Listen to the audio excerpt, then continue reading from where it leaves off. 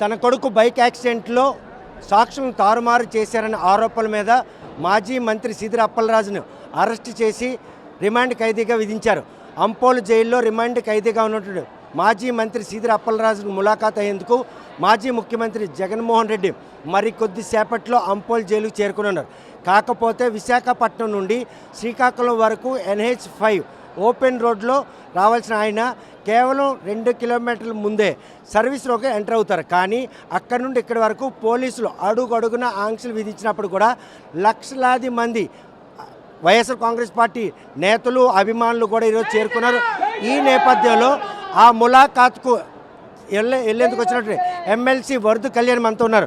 మునుపెన్నడూ లేదు. కూటమి ప్రభుత్వం కొలువు తీరిన తర్వాత 2 ఏళ్ళు పూర్తి కావస్తున్న ఈ నేపథ్యంలో ములాఖాత్కు వస్తున్నటువంటి మాజీ ముఖ్యమంత్రి ఎందుకు ఇట్లాంటి ఆంక్షలు విధించారంటే అదే మేము అర్థం కావట్లేదండి. ఎందుకు జగనన్న వస్తూ ఉంటే అంత భయపడుతూ ఉన్నారు? చంద్రబాబు నాయుడు గారి కూటమి ప్రభుత్వం అంతగా భయపడడానికి కారణం ఏంటి? సీదిరి అప్పలరాజు గారు ఒక మాజీ మంత్రివర్యులు, అతన్ని ఒక అక్రమ కేసులో ఇప్పుడు ఇరికించడం జరిగింది. అసలు మనం ఈ రాష్ట్ర చరిత్రలో కానీ దేశ చరిత్రలో కానీ ఎక్కడైనా చూసామా? ఒక బైక్ యాక్సిడెంట్ జరిగితే అది ఒక మోటార్ ట్రాన్స్పోర్ట్ యాక్ట్ చట్టం కింద ఆ సెక్షన్స్ కింద కేసులు పెట్టాలి. కానీ వీళ్ళు హత్యాయత్నం సెక్షన్స్ కింద కేసులు పెట్టడం మనం చూసాం. అంతేకాకుండా కొడుకు యాక్సిడెంట్ చేశాడని ఆరోపణలు ఎదుర్కొంటే తండ్రిని అరెస్ట్ చేయడం ఎంతవరకు సమంజసం?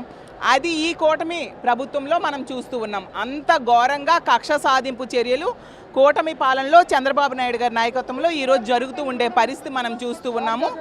అసలు ఎందుకు ప్రజల్ని జగనన్నను కలవకుండా జగనన్నను చూడకుండా ఇన్ని ఆంక్షలు మీరు పెడుతూ ఉన్నారు? ఎన్ని ఆంక్షలు పెట్టినప్పుడు కూడా వైజాగ్ నుండి శ్రీకాకుళం వరకు, ఇచ్చాపురం నుండి పైడి వరకు ఎక్కడ కూడా ఆంక్షలు కూడా అడ్డు లేకుండా గమ్యం చేరుకున్నారు. చాలా అడుగడుగును కూడా జన సందోహం, వేలాది మంది లక్షలాది మంది ప్రజలు వచ్చి జగనన్నకి తమ సంఘీభావం భావం తెలియజేశారు. జగనన్నతో కరచాలనం చేశారు. జగనన్న చూడడానికి వాళ్ళందరూ కూడా సంతోషంగా వచ్చిన పరిస్థితి మనం చూసాము. అంతేకాకుండా అసలు మా వైఎస్ఆర్ కాంగ్రెస్ పార్టీ ముందు నుంచి కూడా ఎప్పుడు కూడా శాంతియుతంగా నిరసనలు చేస్తూ ఉన్నాం, శాంతియుతంగా కార్యక్రమాలు చేస్తూ ఉన్నాం. అదే మాకు జగనన్న చెప్పారు. అసలు ఈ 2 ఏళ్లలో ఎన్నో ప్రజల తరపున పోరాటాలు చేసాం. ప్రతి కార్యక్రమం కూడా శాంతియుత కార్యక్రమాలే. కానీ అప్పుడు చంద్రబాబు నాయుడు గారు ఆ రోజు 2-3 కార్యక్రమాల్లో తీసుకుంటే పీలేరు అవ్వచ్చు, అంగళ్ళు ఇలాంటి దగ్గరలు చంద్రబాబు నాయుడు గారి కార్యక్రమంలో తెలుగుదేశం పార్టీ కార్యకర్తలు పోలీసుల మీద దాడులు చేయడం అయితేనే, అలాగే పోలీస్ జీపులు తగలబెట్టడం ఇలాంటివన్నీ చేశారు. అలాంటివి మా పార్టీ వాళ్ళు ఎప్పుడూ చేయలేదు.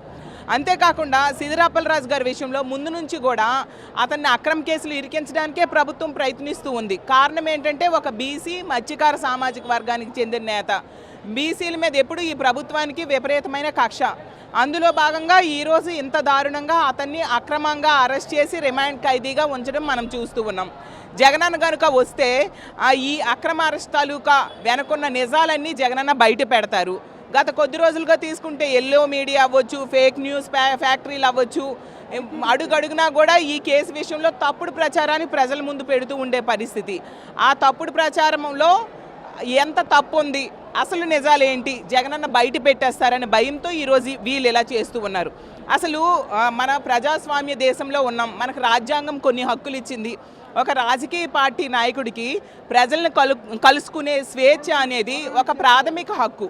అలాగే తీసుకుంటే ఒక రాజకీయ నాయకుడు అవ్వచ్చు, రాజకీయ పార్టీ శాంతియుతంగా కార్యక్రమాలు చేసుకోవడం కూడా రాజ్యాంగం ఇచ్చిన హక్కు. ఆ హక్కుని ఈరోజు చంద్రబాబు నాయుడు గారి ప్రభుత్వం కాలరాస్తూ ఉంది. ఇది చాలా దుర్మార్గం. కనీసం 2 వీలర్స్ని కూడా అలౌ చేయకుండా అడ్డుకుంటూ ఉండే పరిస్థితి మనం చూస్తూ ఉన్నాము. అలాగే తీసుకుంటే ఎక్కడికక్కడ నడిచే వాళ్ళు బస్సు ఎక్కినా కూడా మా పార్టీ వాళ్ళైతే ఆపేసే పరిస్థితి చూస్తున్నాం. ములాఖాత్కి అవకాశం ఇచ్చినప్పుడు కూడా ఈ భద్రతా ఏర్పాట్లు వెనుకున్నటువంటి ఆంతర్యం ఏంటి? అదేంటి భయపడుతూ ఉన్నారు. జగనన్న కనుక వస్తే నిజాలు బయటకు వస్తాయని భయంతో ఈ విధంగా ఆంక్షలు పెడుతూ మా నాయకుల్ని, కార్యకర్తల్ని, ప్రజల్ని ముందుకు వెళ్లకుండా ఆపుతూ ఉండే పరిస్థితి చూస్తూ ఉన్నాము. ప్రజాస్వామ్యంలో ఇలాంటివి కరెక్ట్ కాదు, ప్రజలు సహించరు. రానున్న రోజుల్లో మీకు తగిన బుద్ధి చెప్పడానికి సిద్ధంగా ఉన్నారు. చూస్తే 2 నుండి 3 మధ్యనే ములాఖాత్ ఉంటుంది. 2:30 కావస్తా ఉంది. సకాలంలో ఆయన చేరుకుంటారా? ములాఖాత్ సజావుగా ఖచ్చితంగా చేరుకుంటారండి. చేరుకుంటారు. అడుగడుగున జనము జగనన్నకి జన నీరాజనం పడుతూ ఉండే పరిస్థితి చూస్తూ ఉన్నాము. ఖచ్చితంగా చేరుకుంటారు. ములాఖాత్ అయ్యాక ప్రజలను ఉద్దేశించి నిజాలు కూడా బయటికి తెలియజేస్తారని. ఎన్నడూ లేని విధంగా లాఠీ చార్జ్, ఆయన ప్రత్యక్షంగా చూడాలి, ఆయన కలవాలి అన్నటువంటి ఒక ఆకాంక్ష అనుగుణంగా వచ్చిన వారికి లాఠీ చార్జ్ ఒక కొత్త ట్రెడిషన్కి దారితీసిందంటే చాలా దుర్మార్గకరమైన చర్య. లాఠీ ఛార్జీలు ఏంటి? అసలు మనం ప్రజాస్వామ్యంలో ఉన్నామా లేదా? వీళ్ళు రక్షణ పేరుతో ప్రజాస్వామ్యాన్ని కూనీ చేస్తూ ఉండే పరిస్థితి చూస్తూ ఉన్నాము. ఇది చాలా దుర్మార్గకరం. దీన్ని ప్రజలు సహించరు, ప్రజాస్వామ్యవాదులు కూడా సహించరు అనే విషయాన్ని తెలియజేస్తూ ఉన్నాను. ఎప్పటికైనా ప్రతిపక్ష పార్టీకి ప్రజల తరపున పోరాడడానికి స్వేచ్ఛనివ్వాల్సిందిగా చంద్రబాబు నాయుడు గారిని కోరుకుంటూ ఉన్నాను. కనుక ములాఖాత్కు వస్తున్నటువంటి జగన్కు వచ్చినటువంటి జన ఆదరణ చూసి పోలీసులు అడుగడుగున ఆంక్షలు విధించినప్పటికీ ఆంక్షలను సైతం బేఖాతరు చేస్తూ జిల్లా నలుమూలలో వచ్చినటువంటి వైఎస్ఆర్ కాంగ్రెస్ పార్టీ నాయకులతో మాత్రం జైలుకి కూటువే దూరం ఉన్నటువంటి హైవే ప్రాంగణం అంతా కిక్కిరిస్తుంది. కొద్దిసేపటి క్రితమే ఇక్కడ మాత్రం లాఠీ చార్జ్ కూడా జరిగింది. ఎందుకంటే ఇంత ప్రభుత్వం చేసినప్పుడు కూడాను ఇంతమంది ఎలా వచ్చారు, వాహనాలను కట్టుదల చేశారు. అదేవిధంగా ఎక్కడ కూడా ఎవరిని రాకుండా అడ్డుగా చేశారు. ఎవరికి ట్రాన్స్పోర్టేషన్ పిల్లల్ని పిలుపుకొచ్చినటువంటి ఈ అభిమానులు ఆకాంక్షలకు అనుగుణంగా పోలీసులు కూడా ఒక సైడ్ రైట్ సైడ్ చూస్తే కనుక అక్కడ పోలీసులు కూడా బాష్పాలు పెట్టుకొని రెడీగా ఉన్నారు. కొద్దిసేపటి కింద ఇక్కడ లాఠీ చార్జ్ నేపథ్యంలో మళ్ళీ ఆ బందోబస్తు స్పెషల్ ర్యాపిడ్ యాక్షన్ ఫోర్స్ ఎందుకు దిగింది? ఈ నేపథ్యాలన్నీ కూడాను జనం పూర్తి స్థాయిలో ఇక్కడ చేరుకున్నారు. ఎటువంటి శాంతి భద్రతలకు నిఘాతం కలిగే అవకాశం ఉందా అన్నటువంటి ముందస్తు సమాచారం మీదకే ఇటువంటి పరిణామాలు చోటు చేసుకున్నా అన్నటువంటి ప్రశ్నలు కూడా తలెత్తున్నాయి. మరి కొద్దిసేపట్లో అంపోల్ జైల్లో ఉన్నటువంటి మాజీ మంత్రి సీదిర అప్పలరాజును ములాఖాత్ కానున్నటువంటి మాజీ ముఖ్యమంత్రి కలయిక ఏ విధంగా ఉండబోతుంది చూస్తే కనుక ర్యాపిడ్ యాక్షన్ ఫోర్స్ కూడా ఇక్కడ చేరుకుంది. ఎందుకంటే ప్రొటెక్ట్ చేసినప్పుడు కూడాను వారి ఆగ్రహం కట్టలు తెచ్చుకున్నట్టుంటే వారిని ఎలా కట్టడి చేయాలి, ఈ పరిణామాలన్నీ కూడా పోలీసులు ముందస్తు జాగ్రత్తల నేపథ్యంలోనే చేపడుతున్నారు. వాళ్ళు స్వచ్ఛందంగా వెళ్ళి ఆయన చూడాలనుకున్నా, కలవాలనుకున్నా, ఆయన్ని కరచాలనం చేయాలనుకున్నా ఈ పరిణామాలు ఏవి కూడా ఆటంకం కాకూడదు. పోలీసులు మాత్రం ఓవైపు ప్రధానమంత్రి భోగాపురం ఎయిర్పోర్ట్ ప్రారంభించుకొచ్చిన నేపథ్యంలో ఒక్కరోజు ముందు జరిగే ఈ ములాఖాత్ విషయంలో మాత్రం ఎట్టి పరిస్థితుల్లో శాంతి భద్రతకు నిఘాతం కలగకుండా ఉండేందుకు చేసిన ప్రయత్నం మాత్రం విశాఖపట్నం నుండి శ్రీకాకుళం వరకు మొత్తం 16వ నెంబర్ జాతీయ రహదారిపై 123 కిలోమీటర్లు 16వ నెంబర్ జాతీయ రహదారిపై విచ్చేస్తారు. అక్కడి నుండి కేవలం జైలుకి 2 కిలోమీటర్ ముందే సర్వీస్ రోడ్కి ఆయన క్యాన్వా ఎంటర్ అవుతుంది.